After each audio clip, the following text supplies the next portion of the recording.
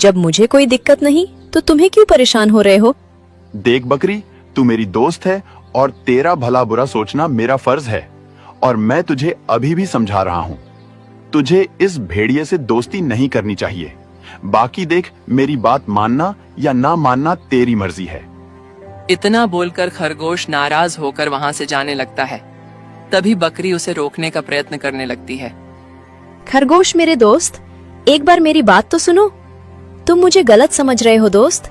1 minute रुको, मेरी बात तो सुनो। बकरी उसे रोकने की बहुत कोशिश करती है, लेकिन खरगोश उसकी एक नहीं सुनता और नाराज होकर वहां से जाने लगता है।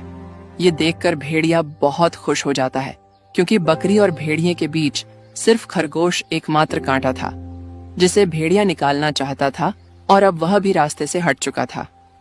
रुको खरगोश, अरे रुको तो सही।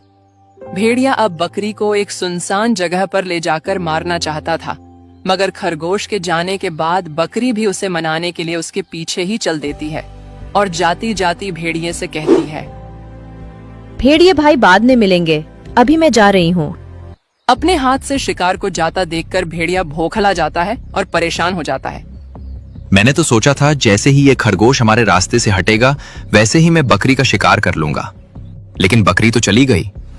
कोई बात नहीं बकरी, अब चाहे कुछ भी हो जाए मैं तो तेरा शिकार करके ही रहूंगा, चाहे इसके लिए मुझे कितने ही समय इंतजार क्यों न करना पड़े।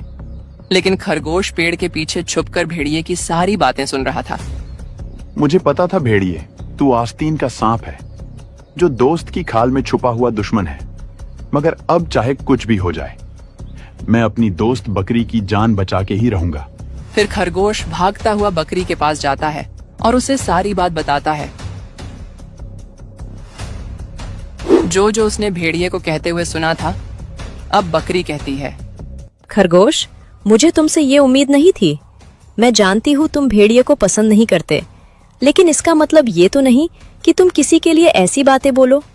भगवान ने उससे उसके माता पिता छीन लिए और तुम उसके ऐसे बुरे समय में उसके बारे में इतने अपशब्द बोल रहे हो।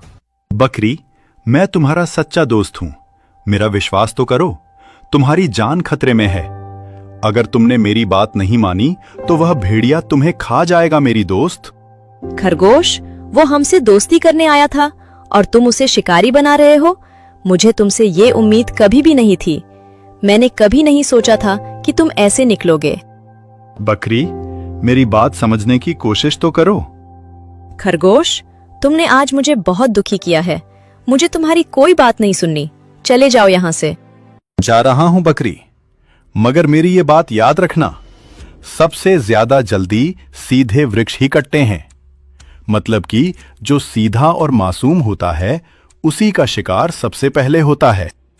इतना कहकर खरगोश वहां से नाराज होकर चला जाता है। खरगोश से दोस्ती टूटने के बाद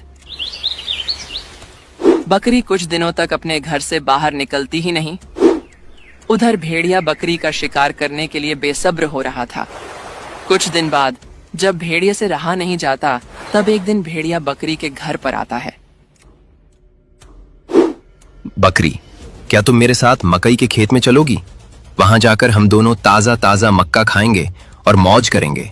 भेड़िए भाई, आपसे दोस्ती करने को लेकर मेरी और खरगोश की दोस्ती टूट गई, इसलिए अब कहीं भी जाने का मेरा मन नहीं कर रहा।